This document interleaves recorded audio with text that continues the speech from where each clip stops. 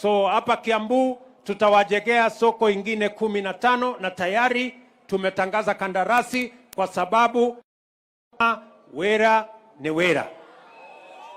Negwo, ama tulikubaliana namna gani? Ndio tumetangaza hiyo kandarasi.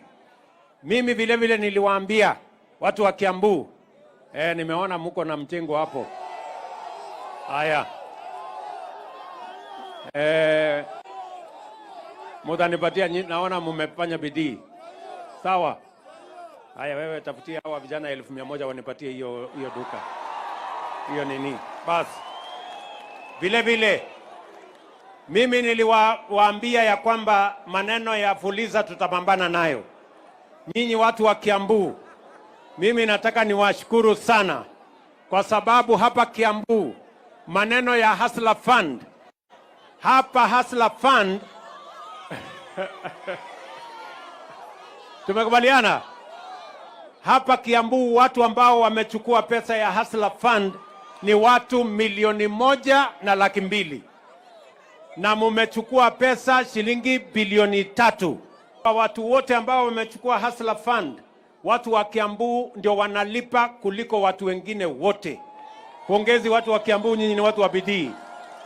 Watu wa Kiambu 78% wanalipa pesa ya Hustler Fund wakichukua. Sasa mimi niko na habari njema kwenu. Tunaelewana? Kwanza nyinyi watu ambao mnafanya soko hapa. Sasa tuko na Hustler Fund phase 2. Ile mlikuwa mnapata kati ya shilingi 500 na shilingi 50,000. Sasa tuko na ya phase 2 ambaye riba iko chini. Nyinyi wafanyabiashara, tunataka sasa tuwapatie pesa. Kina mama mko hapa? Kikundi ya watu 10, 20, 30 tunawapatia kati ya 20,000 na shilingi 1,000,000. Nyinyi mko tayari kujipanga? Mko tayari kujipanga? Na mimi niko tayari na pesa. Tupunguze ikuje chini. Haya, sasa nyinyi mlikuwa mnalipia interest ya karibu 300%. Sasa tumeteremusha mpaka 8%. Na kama mnataka iteremuke tena, mniongeleshe kando. Ndio nijue vile nitafanya. Si namna hiyo? Sasa sikizeni. Sasa wewe, wacha mimi nikueleze. Mtu ya Githurai, unataka unisikize. Ile sasa ya awamu ya pili, hii ambayo inaitwa ya vikundi ya kuendesha biashara. Mumesikia tutawapatia kati ya 20,000 na shilingi 1,000,000 kwa kikundi. Nyinyi mko tayari na kuchukua hiyo pesa? Vijana mtajipanga kwa vikundi? Kina mama mtajipanga kwa vikundi? Sikizeni.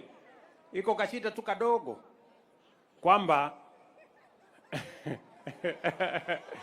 sasa wewe nikwambie, unajua kuna watu hapa mimi nawaangalia kwa macho. Kuna watu walibeba pesa ya Hustler Fund ile ya kwanza na wakaenda wakiendanga. Na mimi nawaona wako hapa. Sasa wewe, wacha nikueleze. Sasa sikia, wacha nikufanyie hesabu. Wacha niwafanyie hesabu. Sasa tuko tayari kupatia wewe kwa kikundi 20,000 mpaka shilingi 1,000,000 kwa kikundi. Si ndio? Lakini kabla hatujakupatia 20,000 wewe, ile 500 ulichukua ama 1,000 ulipe kwanza. Ama mnasemaje?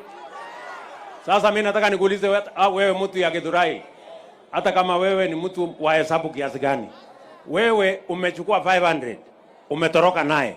Unafikiri mimi nitakupatia 20,000? Si lazima ulipe 500 kwanza? Maneno ni kwa mpango bwana. Kama nyinyi ama wewe unafikiri unanipangia na mimi unafikiri mimi nalala, si lazima nipange hata mimi naye. Sijui kama tumekubaliana.